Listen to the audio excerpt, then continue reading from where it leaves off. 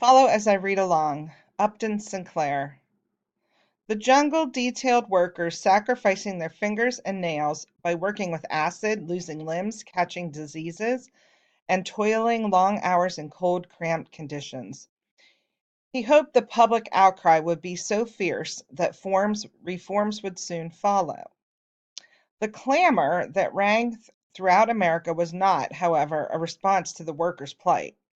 Sinclair also uncovered the contents of the products being sold to the general public. Spoiled meat was covered with chemicals to hide the smell. Skin, hair, stomach, ears, and nose were ground up and packaged as head cheese.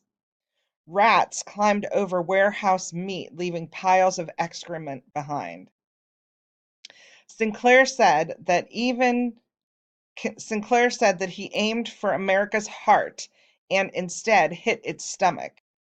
Even President Roosevelt, who coined the derisive term muckraker, was propelled to act. Within months, Congress passed the Pure Food and Drug Act and the Meat Inspection Act to curb these sickening abuses.